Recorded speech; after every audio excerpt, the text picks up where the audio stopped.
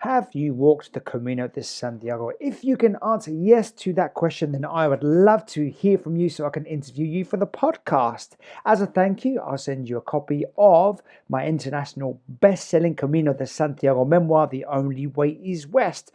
And it has 396 ratings, and that is with 88% of positive reviews on Amazon. One such review goes a little something like this from L. Clark, who puts the title as amazing. And he wrote, or she wrote, or they wrote, not my normal kind of book, but I absolutely loved every second of this book. It's very funny, honest, and in a way, it is a love story of a man falling in love with following his dream of walking the Camino.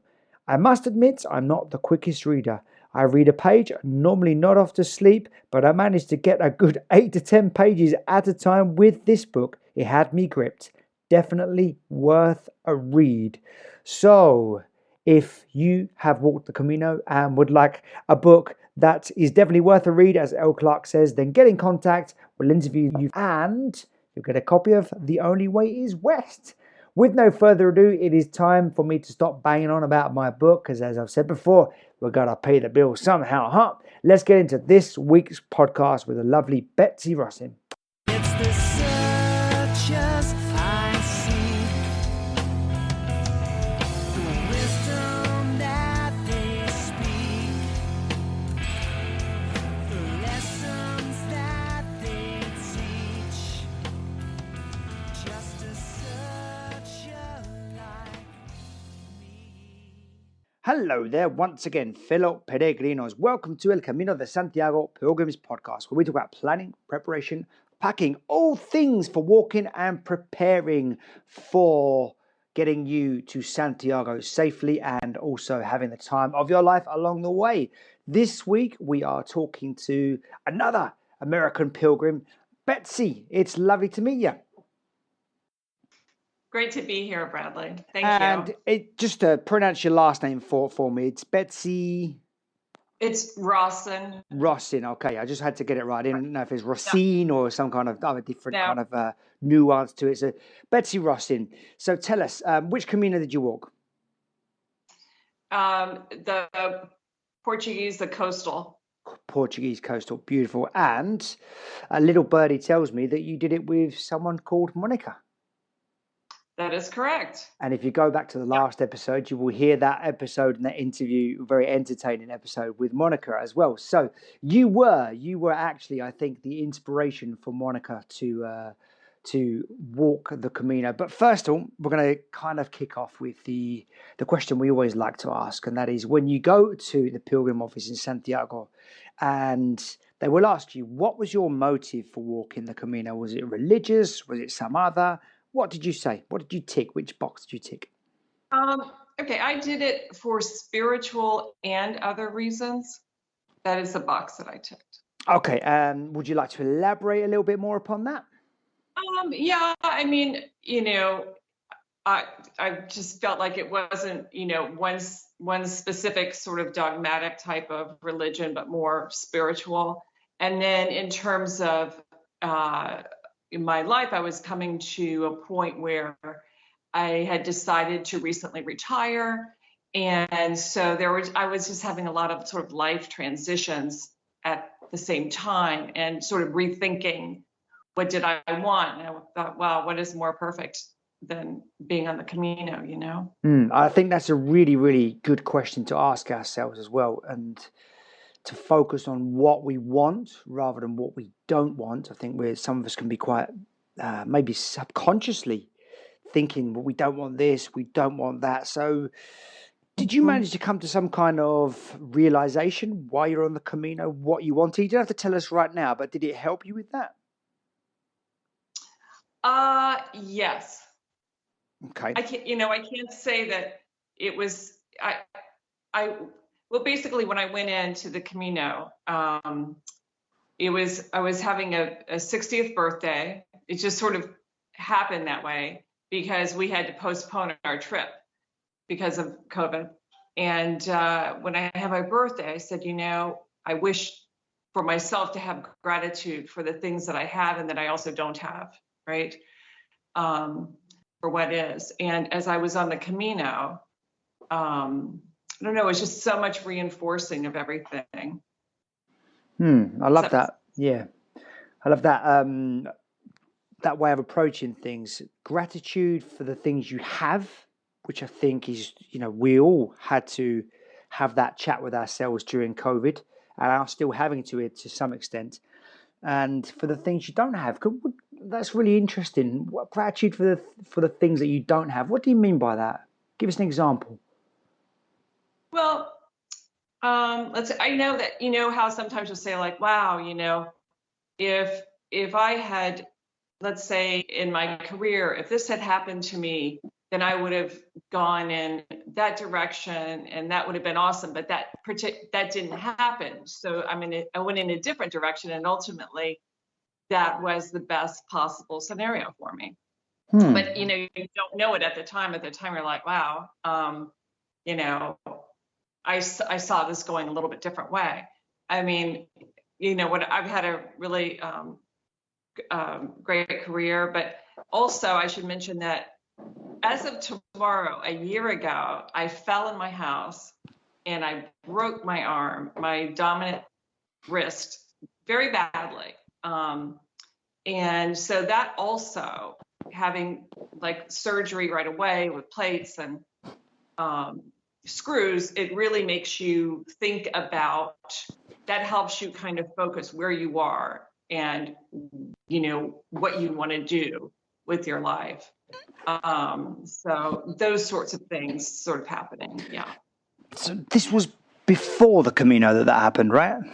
It was after we planned the Camino, but with the Camino being pushed off, because we were supposed to go not this past April, but the April prior, right? Yeah. So it would have been, yeah. So in some ways on the Camino, you were still under some form of rehabilitation, I assume? Actually, it was completely healed. Great. Because we haven't been back for very long, really. Let's see, not even a month, which seems crazy to me. Like, when I first got back, we were checking in with each other, like, how you doing? How you doing? Because I've heard a lot about people, feeling kind of, a little saddened that it's over, right? And getting back to regular life. Now, I was only on the Camino for a week, but I know that at the end, and I heard other pilgrims saying this, you felt like you wish that you kind of wanted it to keep going, right? And I can see how people kind of say, yes, I'll carry on to Finisterre, right? Or wherever, or keep going. But so my plan is to do another trip, another Camino. Okay, so this Camino Portuguese was a bit of a taster for it. Okay, so let's talk some practicalities of it, because now you say you're going to go back. Now the big question is, if as well as your clothes, backpack, shoes, and phone, you could only take one other thing with you when you go back, what's that most important thing? What would it be? Let me just. Well, I did have one little thing that was helpful that I didn't realize was going to be so helpful. Actually, I had two things, but one was I had a leash on my sunglasses, and that leash was really helpful. The way that, allowed me to be more hands-free with taking my sunglasses on and off, because you go, at least where we went, there was shade, then there was sun, that kind of thing. So I like that. I use that a lot. And then I also had, it seemed like you were always, especially, we were always whipping out our passports, right? Because I went to, between going to Portugal and then Spain, blah, blah, blah. So we're whipping out our passports left, right? And I had a thing. Do you know what a stasher bag is? It's a silicone, reusable, resealable bag. Anyway, they make one that has a hook on it, and it'll fit my passport in there very nicely. And it was attached to my my backpack on the inside. So I didn't feel like I had to do like a deep dive for that every time. So that's good. That's actually two really good recommendations there. The leash on the glasses, that's actually really, really good one, because obviously it's all pretty much always sunny. So the glasses are a must. You must have the sunglasses. And yeah, It was helpful. Yeah. you do. Yeah. That's a really good point, because I remember times when I would lean over to get things or drink, and my sunglasses would fall off my head. So it's like, actually just take them off and have them around your neck. That's actually a tip we've never heard before. Fantastic. And I'm a little bit this is a groundbreaking interview, Betsy. Groundbreaking. They're so simple but so effective. And the other one, I don't actually know what that is. Oh, we have to look it up. It's on What's it called? Amazon. What's it called? They're called Stasher bags. Stasher bags. Stasher, and they're made of all silicone. So it's funny because like I know whatever years ago I'm packing lunches and stuff, and you got your Ziploc bags and that plastic is being thrown out every day. It's such a waste. With these silicone bags, they're you can put them in the dishwasher and they just seal, and they're fantastic. They're So it's like an environmentally friendly Ziploc bag in a way. exactly, yeah. Right, And you can okay. use them, but they're food safe. But I tend to, they're also kind of nice to use for organizational things as well. Yeah, like keeping valuables in by the sounds of it. So yeah, brilliant. There's some really, really good tips there. Thank you very much for that, Betsy. Okay, so you've just retired, I guess. You're having these existential dilemmas, and that's kind of hard. And it's very interesting to think. Most people think by the time you retire that you've got life sussed out in a way, I guess. But isn't it interesting that even when you get to that retirement age and you think, oh well, life is you're a lady of leisure now.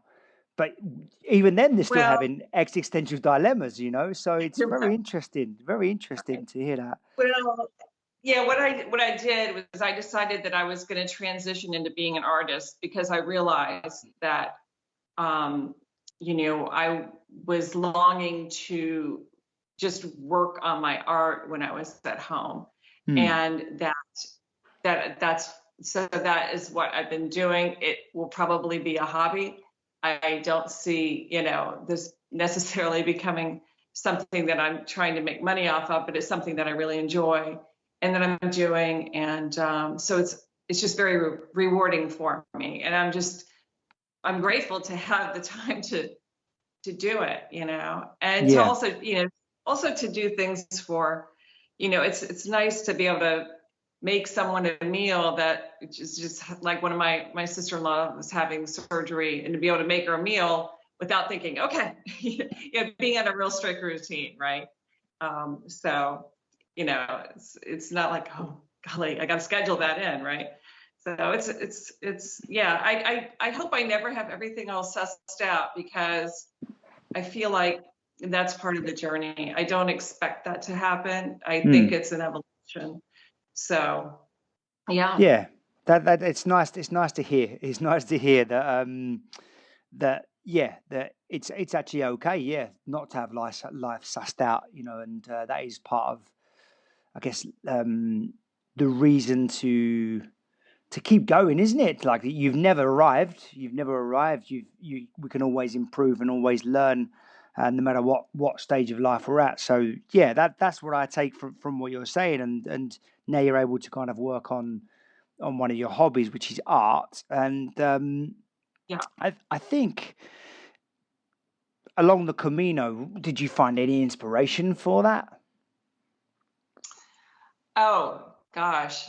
Well, there was such beauty everywhere. It blew my mind. Okay. My mind was just blown how beautiful it was. And especially, I have a few images, a few photographs that I took. I'm like, I am so in my happy place right now. And at one point I just felt this overwhelming sense of joy and contentment. I don't know if I was exhausted that day or what, but you know. Talk us through that Uh, moment. Where were you, and what was the weather like, and who were you with, and right, why did you feel that right, way? right. What So, contributed to that? right. Um, I don't know. Well, I think that, it seemed like there were a lot of little, well, first of all, I felt like, wow, I can do this, first of all. And I think one of the things that I gained from the Camino was having a lot of self-confidence. Yeah, I've traveled a good bit in my day, but I never had the complexity of superimposing COVID on that situation. So just sort of the things like when, you had to jump through a few hoops, PCR tests and QR codes and, a form here and a form there and just things like that. And then once we were actually on the Camino, um, finding our way, but, because in some areas it's super obvious where you're going. Yellow arrow, there we go, right? And I know that in the beginning of towns and in the end of towns, oh boy, we got lost a bunch. And I think I think that it's hard. You can't. If I next time I do it, I think I might print out once I'm in like a medieval town a map of that area if I can get one. That's very specific because you can't use Google Maps in like a medieval town because it gets very confused. It'll be like, we look at each other and we're like, I think we've circled this 6 times. And this was our big day. We were going 16 miles, so you're like, pretty tired right now. Like to find where we're going, right? So, yeah. So anyway, but having the confidence of getting through that and being like, okay, yeah, it was a challenge at the time, but we did it, we made it. So, There were so many obstacles to get onto the Camino until very recently. right. With, like you said, the QR codes and the tests, proof Yeah. of vaccination status, Right. etc., etc. Exactly. Yeah. And most of it wasn't that hard, but it did get to be, like if you're standing in line at the airport trying to pull up a code, you know, and for some, you're just like, if I hope my phone doesn't die right now, or you know what I'm saying. But I think I think that Camino also taught me a lot of patience, having to wait to go, which was actually much better because we were able to see the Camino after it had been the cathedral after it had been completely finished, all the preservation rehabilitation work that they did on that building. So, what a fortunate outcome for us. So. And why did you choose the Camino Portuguese route as opposed to some of the others? Right. Well, I leaned on Monica in that particular thing because she actually had friends that had gone before, and her friends had talked about the benefits of one versus the other. And so we leaned on that. And then basically we went through a group called Camino Ways. And that group, we had a very good experience with them. They basically just, organized the trip and then also our luggage transfer each day. But she had basically had new people that had done that and had done other ones and had talked to them about what we would like. So she and her husband went a week before my friend and I went and met them. And so I felt like Monica was like, I'm trying to think of the correct phrase, Bradley, to tell you this, but like in a military operation, you have a team that goes ahead and they'll report back, like, I don't know. I saw a lot of squirrels. I don't know what they'd say, like, well, no bread lines. I don't know. But anyway, so she would be like, it's hot, wear shorts, bring shorts, it's quite warm.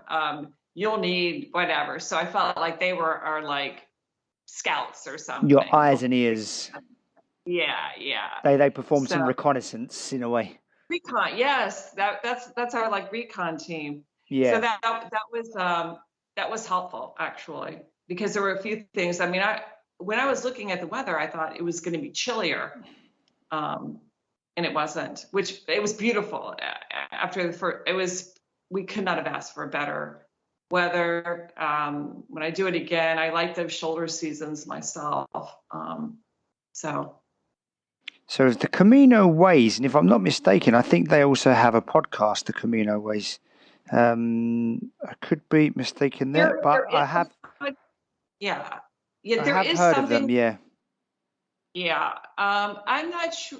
What makes sense that would be them, but that is the name of the company, and Yeah. they do a lot of they have, they work with you on different tours and stuff like that. So, but we did have a good experience, and we did, it's interesting. Like the hotels, you can pick, I guess, from different levels or whatever. But I found that we would be in some modest places, and then a couple of really pretty darn fancy places. I'm like, wow. So it's just an interesting mix that I don't think that if I went on booking, I could have ever in a million years figured out. Yeah. Yeah. So They've got the yeah, inside info, so yeah, that's good. So Camino's Ways, they yeah, sound like yeah. a good option if you're looking for some guides as well.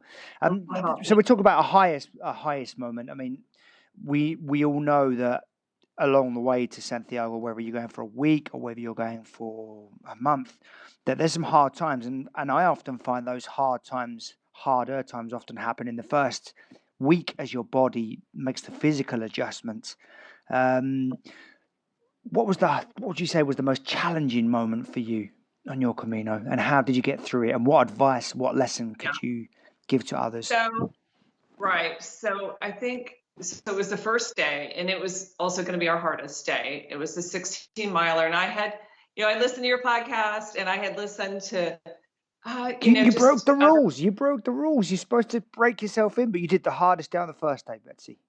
Well, that's how Monica had her set, and then I was like, okay, my friend and I are going to meet you, and segue into the trip. My trip morphed so many times because at one point it was going to be my husband and I going to Lisbon for a week. Then it was going to be the whole family going to Lisbon for a week, and then me joining my other friend and us going to start. So and then things looked dodgy with COVID again, and so my kids and my husband were like, I just can't risk it, right? With getting quarantined. I'm like, well, I can think of worse places for me to be quarantined.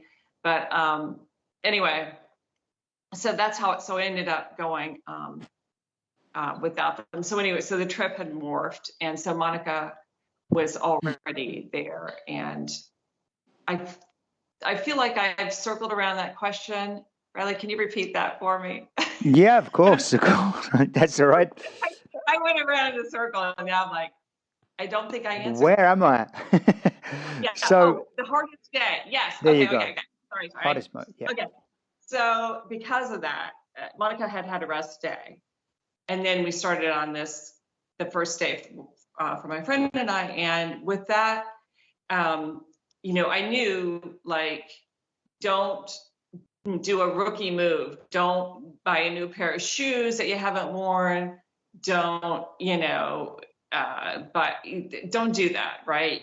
So that was good. I was solid with that. But after, because we were getting lost and stuff, it was probably, it was probably about mile 16. I thought, I'm feeling a hot spot. It's not good, right? So fortunately, I had packed in my little day pack a pair of like river shoes, like a Chivas. They're fully supported, like water sandals, strap around on you. And I got those out, and I think I did it in the nick of time. And then, so that's that. Like, okay, I sensed that I needed to, change shoes. We stopped. I changed shoes, and I pressed on. But at some point, you're kind of like, well, there's really not a lot of choice here. We need to get to our destination. And I guess if you were desperate, you could take a taxi. We didn't want to do anything like that, kind of, not being true to the spirit of the Camino, especially on the first day. That'd be extra terrible. But yeah, so we just powered through. And I think part of it at the end is not only you're tired, but you're hungry again, and that's when you feel a little cranky. Not too bad. So it was kind of just the general growing pains of your first day on the road and acclimatizing. Yeah, I will say that my shoulders were pretty darn sore the first day. Like my whole body was great.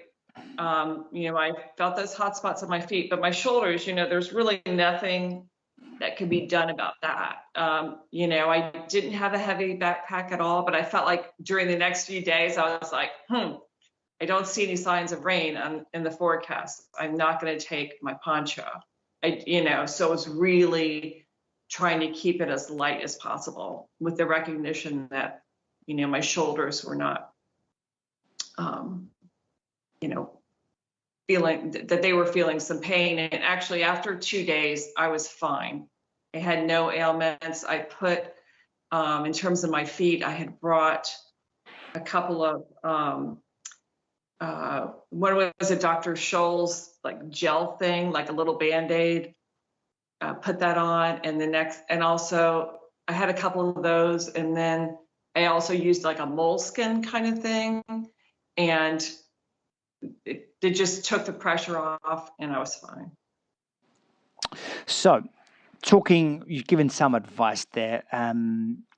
Yeah. What's the best advice you heard or read when you were preparing for your Camino?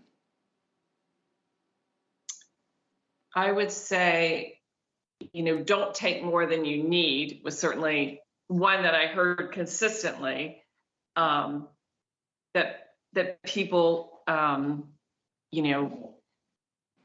would constantly take too much. Just don't do it.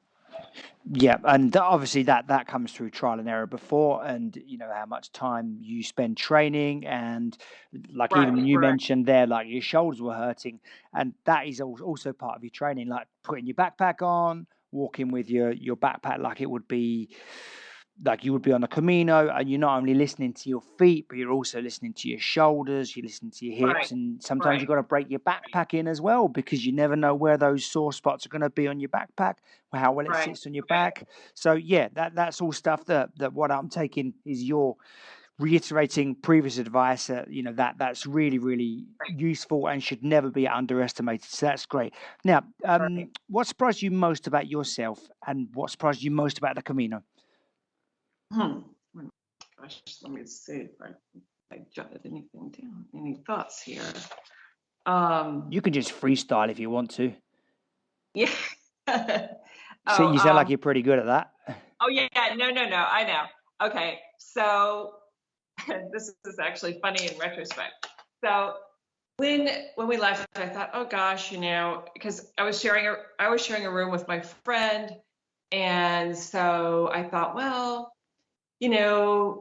after we walk, whatever, we'll have dinner, or we'll have a little downtime, and then we'll have dinner, and maybe there'll be a little shopping, and then there'll be some downtime. So I'll make sure I have like a little something to, make sure I've got a book, or make sure I've got, or whatever, my phone, or like a little craft or something to do, right? I can tell you we had no downtime.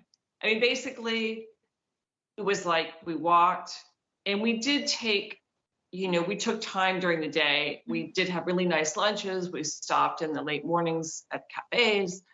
So we weren't like aggressive, right?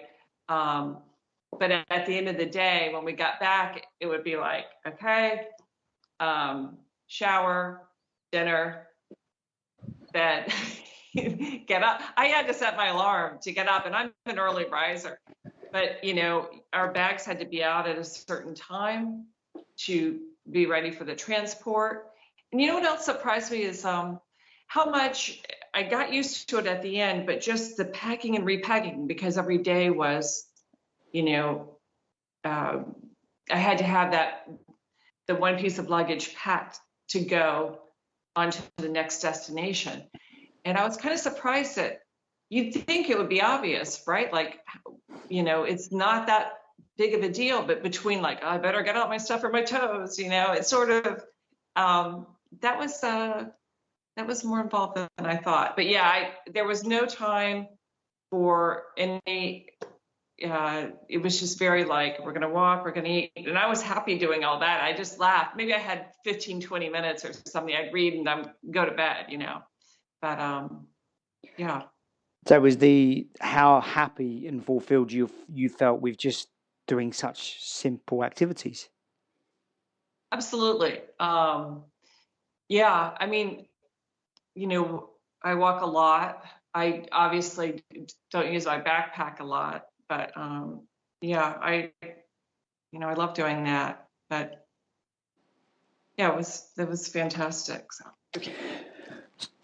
Let me ask you an important question now. So you've been on the Camino with a I guess a guided tour, if you can call it that. I don't know if that's the right way to the correct terminology to use. You've used a guide, you've used a company. Would you use a company again, or would you go independently?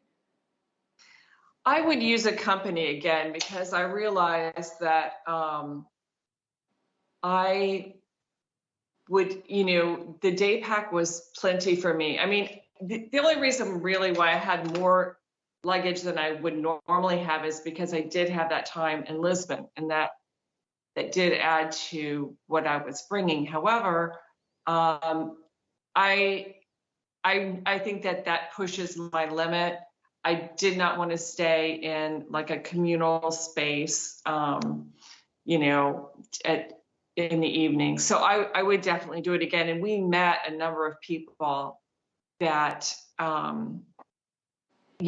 were staying in the same hotels or pensions or whatever that we were, and that were also using the same service or a similar one. And some were just, happened upon the same location, but without any guidance. But I felt that their fees were very reasonable. So I didn't feel like, wow, if I do that, that's a deal breaker, right? Like, no, I would definitely do it again. How do you think your Camino would have been different if you did go independently? Do you think for example, if you didn't have to book in advance, what could that have given you rather than taken away from your Camino if you didn't have to book in advance? Yeah. Because that's a question you often hear from a lot of pilgrims. So. Right. Well, I think I would say, I think that it depends, we met, a number of people, and I think, because, I had a given date where I had a flight in and a given date where I had a flight out. So it wasn't like most people are obviously traveling significant distances, and probably have a similar thing, but I didn't have cushion on either end, right? So next time I would allow more flex time, if you will, so that if I said, well, hey, this is getting to be a longer day, or I'd really like to look around here or spend more time here. Yeah, on the fly, you would be able to do that then. And we met people who were just going on the booking.com app every day, picking out a hotel. I think that during this time when we went, that worked out really well for those people because, the occupancy was not high at these hotels, right? But I think that if you were going during a more busy time, like during the summer, I think it would be challenging. I think I felt like I had enough things to concern myself with, and feeling that having those items off of my list of things to think about was comforting to me. I think you make a really, really good point. And I think what I'm taking from what you're saying is a patchwork approach is actually probably recommendable because, like you say, maybe if you think a guided Camino is best for you, that you would do a guided Camino, but you would have some time, some more flexible time before, when you arrive and when you leave. So you've got a bit more flexibility in the time you spend on the road. But also depends on the time of year that you go as well. I mean, what you say is very true. My wife and I did the Camino Inglés, the English way, in the summer, and every single town, city, whatever village we turn up to was pretty much full. There was, Right. there were certainly no places in the albergues, in the communal Yeah. albergues, in the municipal, the basic ones, and even the private ones. They were often fully booked as well. So in the end, yeah, we kind of against my greatest wishes and will, that we had to book some of them in advance, because it was becoming apparent that actually that in the summertime it wasn't there, the availability wasn't there. Right. But if you're going in autumn or winter, maybe springtime, then there's probably going to be more availability. So I guess it depends on what time you go, what you want at your Camino, how experienced Right. you are. But I understand what you said, that you had enough on your plate anyway, that actually it was great that that's when a guided Camino that can be great, because it can take all of those decisions off of your hands, and you just can occupy yourself with walking and having a great time, which is obviously one of the advantages of doing a guided Camino. So you've brought a really interesting angle there for the listeners, because there will be some people listening thinking, do I go on my own? Do I go with a guide? And they've Right. just heard reasons to go with a guide there, which is great. And we want to cover all angles here. So what would you do differently if you were to, when you return, should I say, not were you to return, when you return? I think that I would get a new backpack for one thing, because What would you I have on that realized, backpack? What changes would you make? What would you want? well, so this backpack, it was waterproof. I had gotten it a few years ago for traveling. It's a nice backpack. It's Patagonia, and it's attached in the front at the top, but it doesn't have a waist fastener. Do you know what I'm saying? Yeah, of course, yeah. Yeah. And so I felt like the waist fastener would be a game changer for me. And then also, as much as I really do like that backpack, and I would still use it for other things. It tends to be, I think it's actually called the black hole or something with this, but it is a little bit like I did find myself doing a deep dive in there a few times.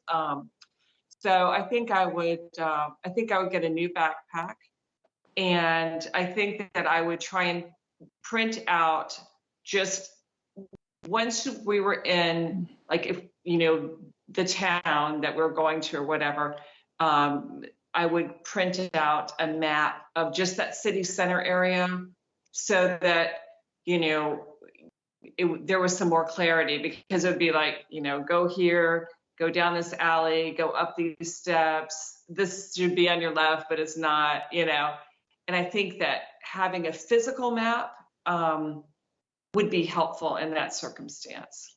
So also, What yeah. what about a hidden gem along the way on the Portuguese Camino, a place that you walked through or visited or stayed at, and you didn't know it was going to be so amazing?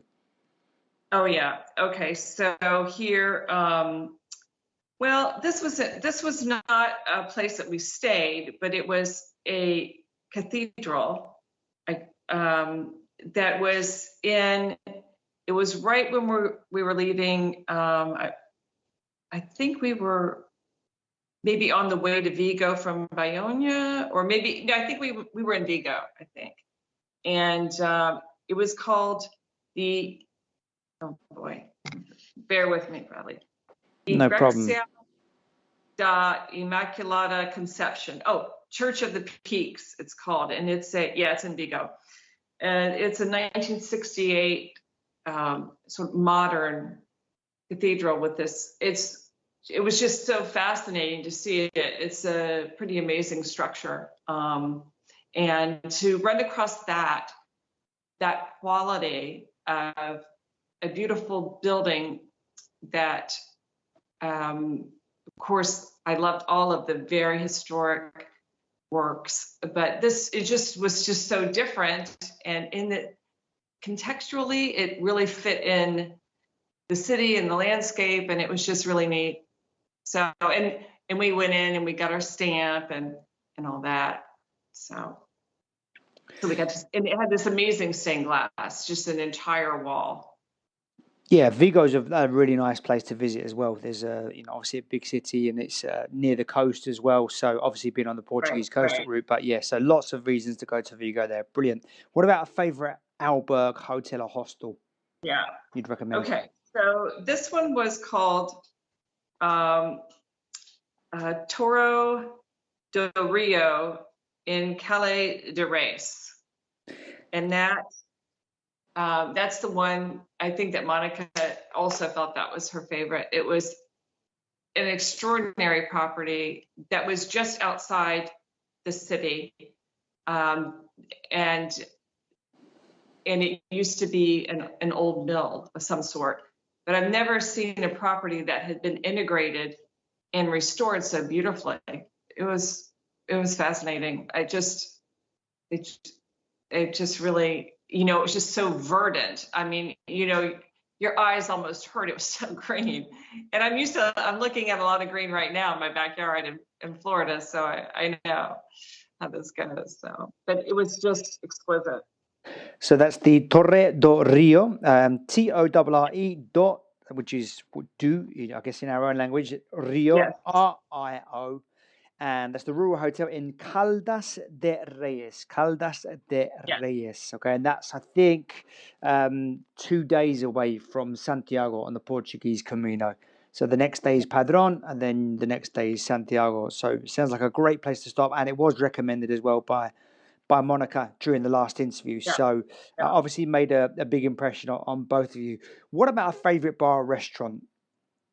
Well, so actually we had a lighter day where we went and we stayed in Teo before we got to Sun. Yeah. And there was this very small hotel and restaurant, and it was called the Parada de Francos restaurant.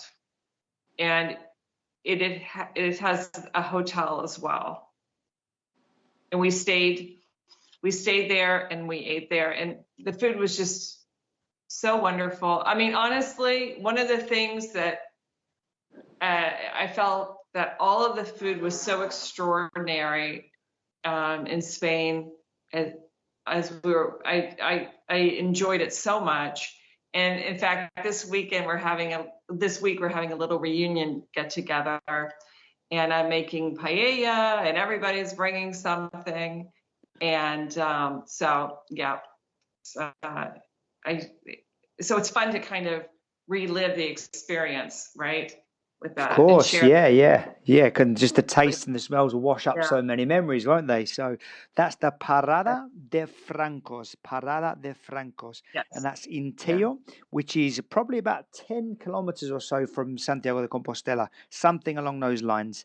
Maybe a little bit more than that, but it's a few hours from Santiago, and it is on the Portuguese Camino. And yeah, it's coming up here on TripAdvisor, 138 reviews, and I think it's about 4.5 out of 5. So yeah, there's lots of people that agree with you there. So okay, well, good luck with making that paella as well, because that sounds like thank you. That's a big job. Okay, so we're going to do what we call the lap of honor round, just like when people, as you mentioned before, go to Santiago and then they think, you know what? I'm having such a good time. I'm going to celebrate and do a lap of honor and a 3-day walk to finish there to what was once known as the end of the world before the Americas were discovered and the European pilgrims were walking to Santiago. So short, sharp, quick answers. We're going to fly through, and then the first one is your favorite Camino blog, vlog, book, and or film. Oh, it's definitely yours. Thank you very much. You didn't have to say that. But anyway, so let's go on to maybe a social media personality or account that may be worth following. Yeah, I don't know. originally I was following a couple different ones, but I ended up kind of just, sticking with yours, and then I took a break when it was getting depressing, and we didn't know when we were going to be able to get back on the Camino, when our trip was so paused. There were, I'm trying to think. So I don't really have a lot of other people to really suggest.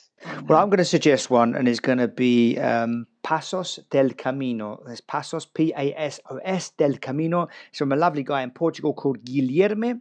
I can't really say his second name that well, so I'm just going to say Guilherme.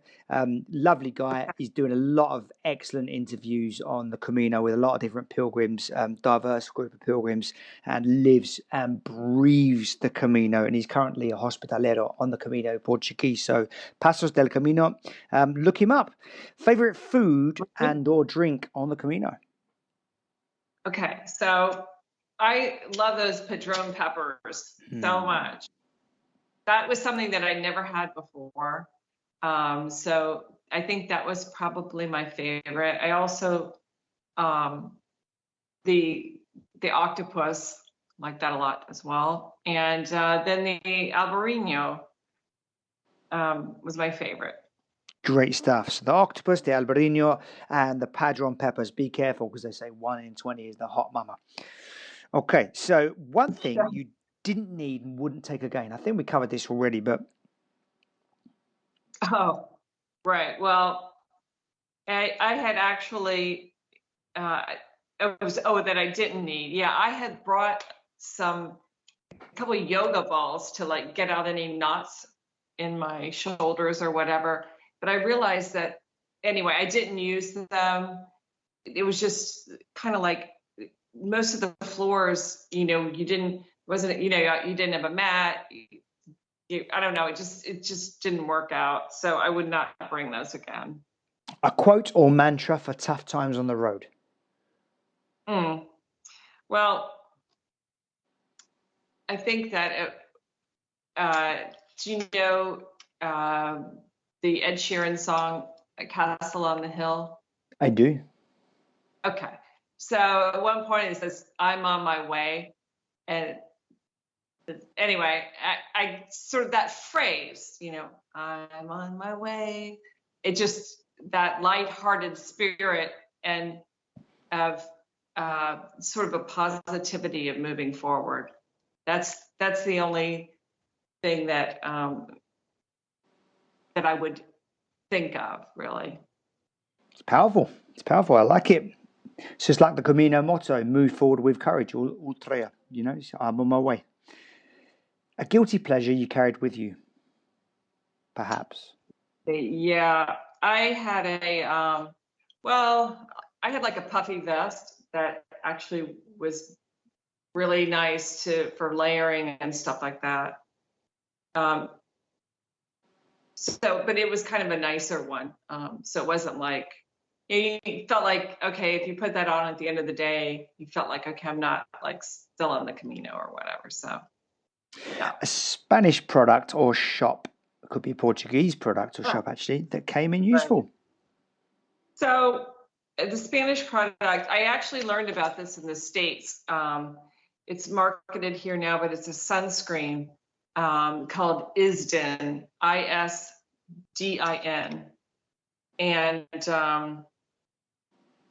I knew that it was made overseas or whatever. And so I was really trying to,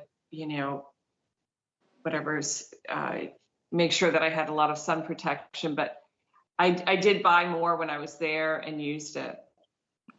I think it's a good product.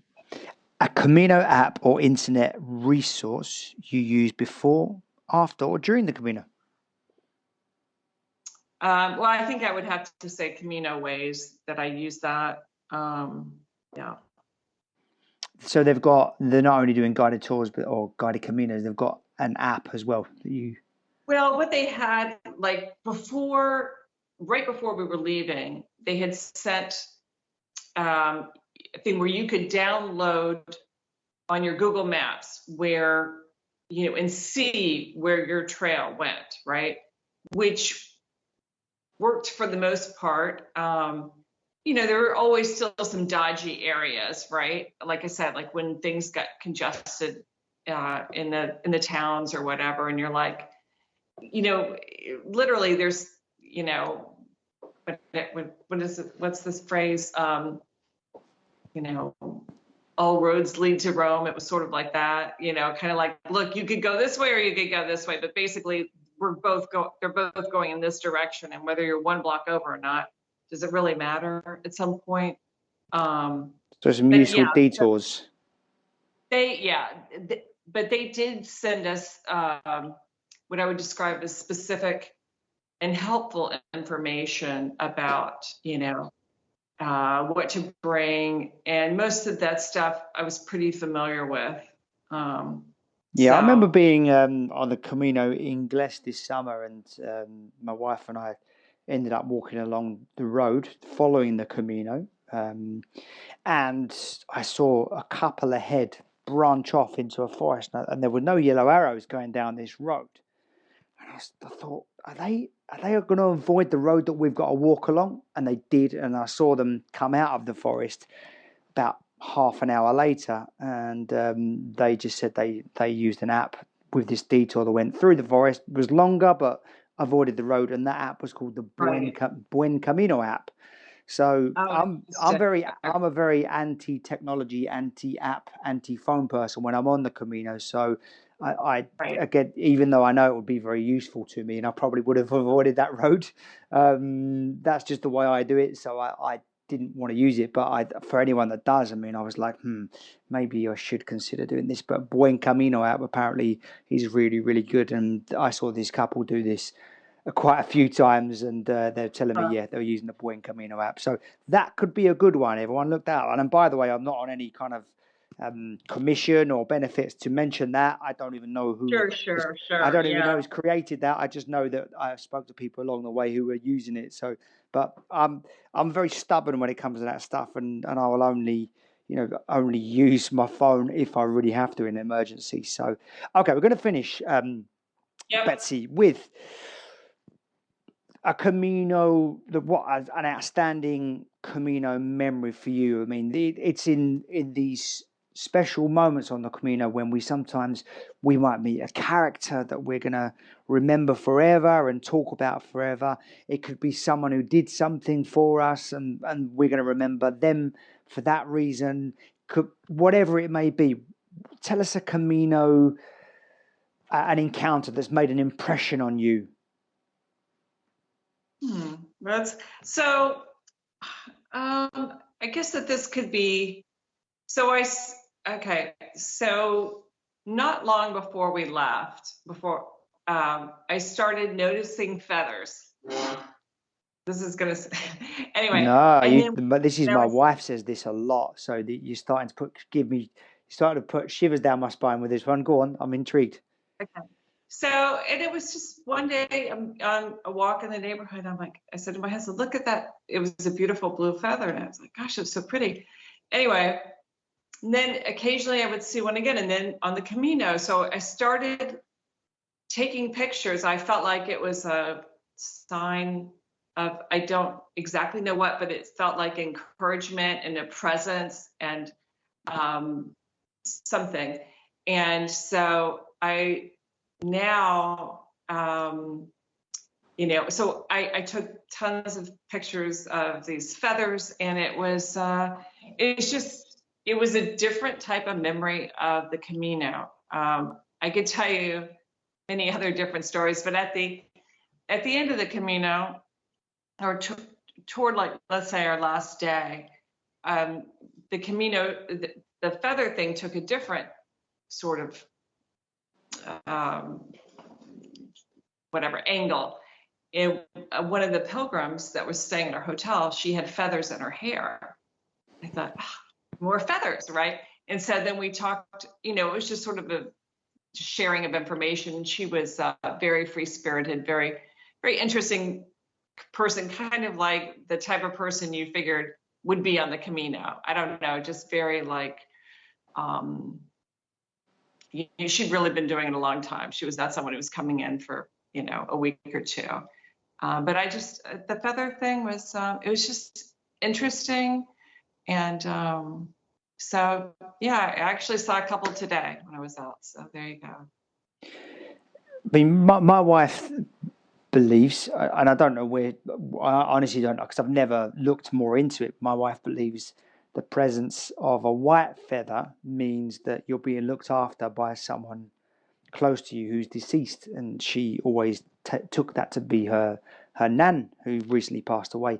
And we saw white feathers all the time on the Camino Inglés, and it was she was getting quite emotional, and I was obviously feeling the same as well. Seeing her well up, and I think on the Camino more so than in everyday life. And people who listen to this and haven't walked the Camino will probably think I'm talking rubbish, but our thoughts are so conductive anyway in everyday life. But I think with all the energy that the Camino has and the positive energy that we all, the atmosphere that we create on the Camino, just pilgrim after pilgrim walking along and in that search, like you say, is we've not got it sussed out, and because we're always trying to challenge ourselves, it will be quite easy to just carry on with life and not try to challenge ourselves. But we do go on the Camino. We are looking for answers often, and I think the Camino is conductive. Like our thought is for our thoughts, and our thoughts are so conductive anyway. So it just gives it some kind of superpower to make all these things happen. I remember we saw some kind of big Beatles as well at the start, and I remember making a few very bad dad jokes about the Beatles or whatever. And then probably towards the end, I said to my wife said, "Oh, I haven't seen any Beatles for a while." I was like, "Yeah, maybe maybe they've all finished their Camino or whatever." And then literally a second later, we saw a huge beetle in the path in front of us. And it's just an example of how the Camino is so, and our thoughts are so conductive, and the Camino is so good at making those thoughts become manifest. So I think what I take from that is when you go on the Camino, have in your mind exactly what you want to create in your life post Camino, because it's very possible it's going to make that happen. There's some magic potion going on somewhere that's going to be concocted for you to make that happen. So, and talking of that, which brings us neatly on to how the questions you were looking for, and the answers you were looking for, should I say, to the questions you had pre-Camino. How have things panned out since? I mean, you haven't been back long, but That's true. I have not been back long. still processing it all. Pardon me? Still processing it all. I feel like well, let's just say that I'm so happy. I'm so grateful. I'm so thrilled to have been able to do this and to participate in it and to share that experience with my friends, and then to bring that back to my family. I guess, but yeah, it's just I don't know. It was just rare and unique, and it's funny because I have a couple friends. I'm like, really, they know of the Camino, but it's hard to schedule that into your life, right? If you're working a demanding job that is more structured in nature. Anyway, so I said, well, let me help you. Let me tell you what I know about how you can figure out how to do this. So I hope for them that that they'll be able to make it happen. Betsy, I want to wish you luck and lots of fun with the painting. Cute. Good luck with the paella. It's going to be a feast. Wish you could be here. I'd love to be there, especially as it's in Florida. I used to live in Pensacola, so um, Ah, and also the big question is, what is going to be the next one? What's the next Camino then? Since you said you're planning it.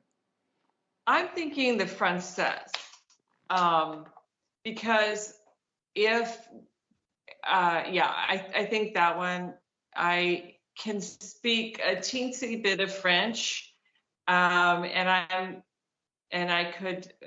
would be willing to try very hard to hone those skills, but I think that's the one I want to do next. Yeah.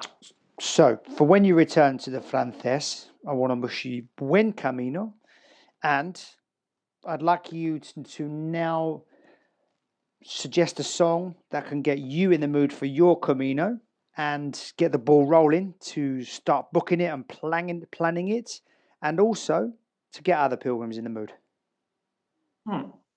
Well, the only song that I just kept thinking of is the Castle on the Hill song, that I mentioned earlier. I'm on my way. So while it's really a phrase from that song, that's all I got. So That's perfect. That's perfect. So Castle on the Hill, Ed Sheeran, you know when you hear those lyrics that you're on the way to the Camino. Thank you exactly. so much, Betsy, for your time. For when you get back to the French Camino, I'm going to wish you buen camino. Thank you so much, Beth. Thank you for having me.